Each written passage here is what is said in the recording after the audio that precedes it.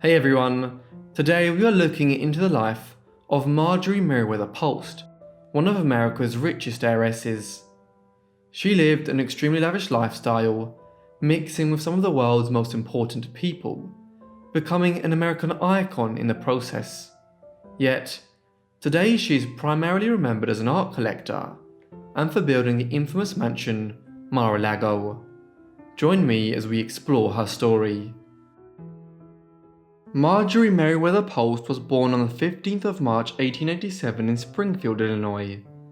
She was the only child of Charles William Post and Ella Letitia Merriweather. Shortly before Marjorie's birth, Charles Post had suffered a mental breakdown owing to the stress of his job as a farm implement manufacturer. In response to this, he decided to change career to real estate. This, though, did not suit him either, and after a second mental breakdown in the early 1890s, while Marjorie was still an infant, he headed in a new direction again. In 1895, he consequently established the Posthumus cereal company, an endeavour which was established both as a business venture and also owing to Post's interest in the link between general health and nutrition. In 1897, the company's first major cereal line, Grape Nut, debuted, making the rather grand claim that it was curative against appendicitis. Despite these dubious medical assertions, the Posthumus cereal company was soon a success in ways which would shape Marjorie's life. Marjorie's parents divorced in 1904, when she was nearing the end of her teenage years. The split was initiated by her father, who wished to marry his 27-year-old secretary, Lila Young, despite the fact he was entering his 50s himself. This was also in spite of the fact that Ella had cared for Charles during his numerous periods of severe ill health over the past several decades. Around the time of the divorce, Marjorie went on to attend the Mount Vernon Seminary and College in Washington, D.C., a college with which she would form a strong lifelong association and provide extensive patronage to in later years. Despite the claims of health benefits of his cereals, Charles Post remained plagued by ill health into the early 20th century, and he died prematurely in the early summer of 1914 at the age of just 59. This made Marjorie, his only child and sole heir, the owner of the Posthumus cereal company, which by that time was worth approximately $20 million, a sum equivalent to in excess of $500 million today, making her one of the wealthiest women in the world overnight, and also the wealthiest woman in the United States at the time. Post would play an active role in running the company she inherited for over 40 years. During that time she expanded it and also acquired other major American food companies and products, notably Hellmann's Mayonnaise, Jell-O, and Maxwell House. To reflect this expanded business, the company name was changed in 1929 to General Foods Corporation. Although Post was not entirely in charge of the company, she was responsible for much of its direction. For instance, in the late 1920s, she was crucial in convincing Posthumus' board to begin investing heavily in the concept of frozen food, after she had tried some frozen haddock while dining on a yacht off the coast of Massachusetts, a business decision which proved hugely profitable in the post-war period. Marjorie married on 4 occasions. Her first husband was Edward Bennett Close, whom she wed as a young woman in 1905. Close was an investment banker from Connecticut, with whom she had 2 daughters, Adelaide and Eleanor, born in 1908 and 1909. They divorced in 1919. Her second marriage followed very soon afterwards in 1920 to Edward Francis Hutton, a financier who had established E.F. Hutton & Co., one of the largest investment firms in the United States during the 1920s. Hutton became a business partner, as well as a marriage partner to Marjorie, serving as chairman of Posthumus for some time in the 1920s. They also had a daughter, Nadina, born in 1923, who was known more widely as Dina, and who went on to enjoy a significant Hollywood career. Post and Hutton's marriage broke down in the mid-1930s, in part because of Hutton's affair with Dorothy Dear Merzger, a woman half his age. Post's relationship with Joseph E. Davies, an American lawyer and diplomat, was also in part responsible for the decline of her marriage to Hutton, and Post married Davies within weeks of finalizing her divorce. Their marriage would last for 20 years, down to 1955. A significant aspect of it was that Davies served as the United States ambassador to the Soviet Union in the late 1930s, as the world descended into the Second World War. As we will see, it was through Davies' Russian connections that Post built up an extensive collection of European art.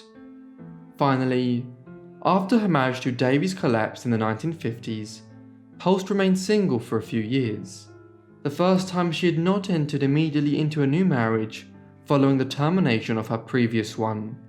Eventually, in 1958, she married Herbert A. May, a Pittsburgh businessman, though like her three previous unions, this too ended in divorce in 1964. In the course of her life, Post became a notable art and jewellery collector. Much of this focused on French artworks. A distinguished piece which he acquired in 1960 was a Napoleon diamond necklace. This was commissioned by Napoleon Bonaparte in 1811 and consisted of a string of 28 large diamonds in one band surrounded by another band of 23 even larger diamonds. The total weight of the necklace is estimated at 263 carats. Post's acquisition of the necklace was philanthropic in this instance, as she quickly donated it to the Smithsonian Institute in 1962, where it remains on display to this day. It is not clear how much he paid for the item at the time, but it was most probably in the millions, as when it was first made in the early 19th century, it was valued at 376,000 French francs, the equivalent of millions of dollars in today's money. Other pieces which Post acquired included the diamond earrings which had been owned by Queen Marie Antoinette, the wife and consort of King Louis XVI at the time of the French Revolution.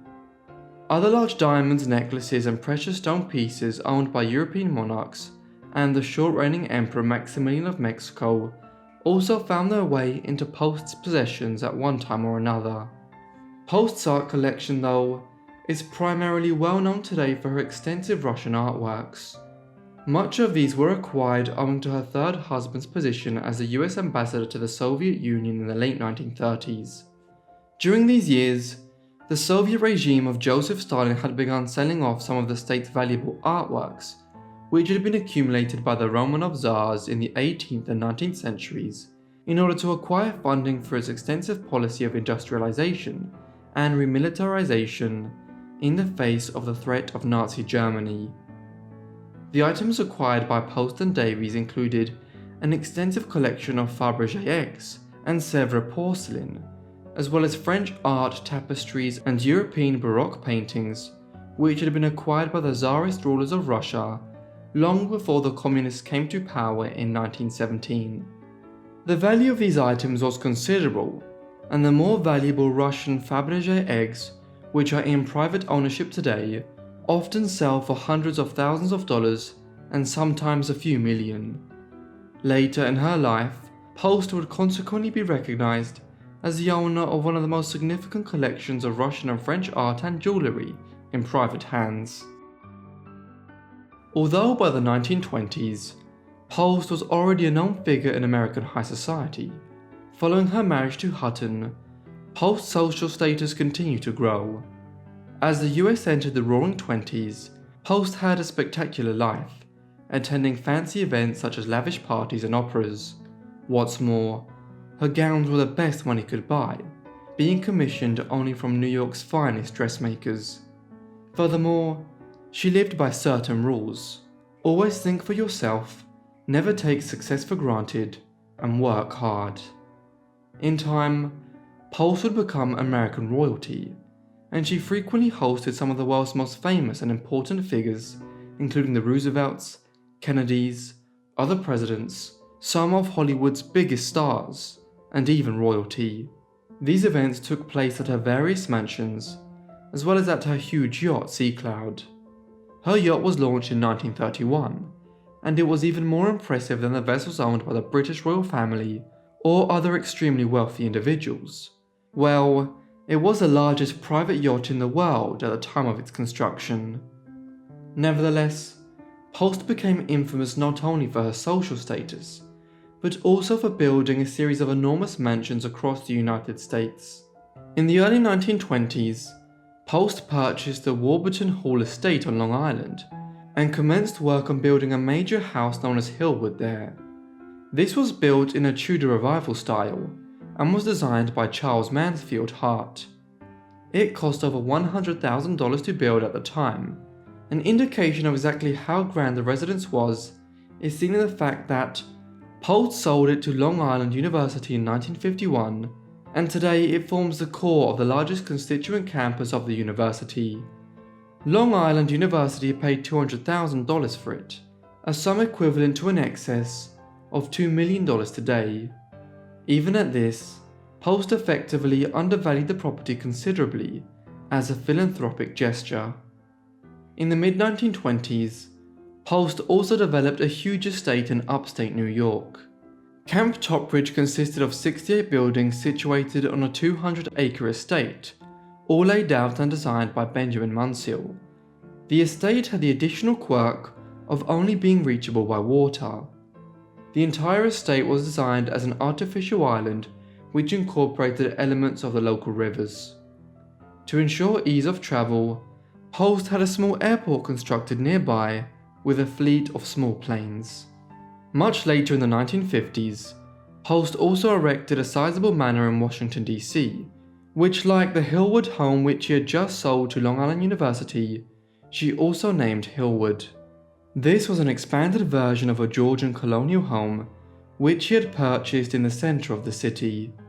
The residence, replete with dozens of rooms, a library and a ballroom, enjoyed views of the Washington Monument.